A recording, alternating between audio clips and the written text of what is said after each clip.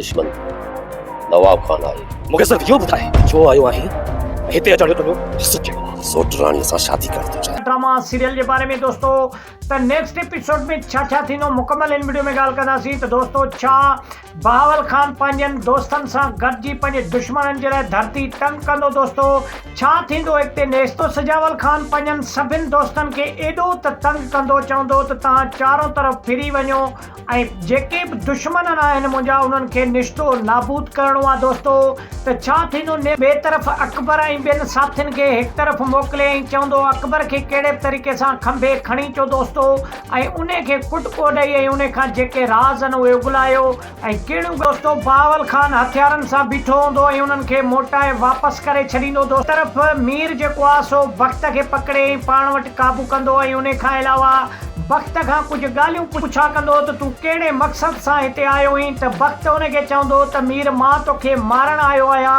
ऐं उन खां अलावा चाचे बहावल खान जे धीअ सां शादी करणु थो चाहियां। त पोइ ॿिए तरफ़ मीर उनखे चवंदो त मां तोखे हिन मक़सद में कॾहिं बि कामयाबु थियणु न छॾींदुसि। त दोस्तों छा थींदो नेक्स्ट। तरफ़ सूबेदार असद पंहिंजे संतरी खे मोकिलींदो शेर अली जे तरफ़। दोस्तों शेर अली खे सॼी हक़ीक़त ॿुधाईंदो त शेर अली खे चवंदो त तुंहिंजो दुश्मन जेको आहे मन बहावल खान न बल्कि नवाब खान आहे। जेके बि तोसां जुठूं कयूं उहे नवाब खान ई कयूं, बहावल खान न कयूं। छाजे करे जो अंदरूनी तरह सां शेर अली सां जेके बि जुठ करे रहियो आहे नवाब खान। ॿिए तरफ़ नवाब खान पंहिंजा माण्हू घुराए शेर अली जी तरफ़ दावत जे लाइ न्यापो मोकिलींदो दोस्तों, ऐं शेर अलीअ खे पाण वटि घुराइण जे लाइ जेको आहे सो माण्हू मोकिलींदो। अॼोको एपिसोड किथां तव्हांखे सुठो लॻे असांजे चैनल खे सब्सक्राइब करे सुठो कमेंट ॾेई पंहिंजी राय जो इज़हार लाज़मी ॾींदा। मिलंदासीं नेक्स्ट एपिसोड में। तेसिताईं ॾिजो इजाज़त। वॾी महिरबानी।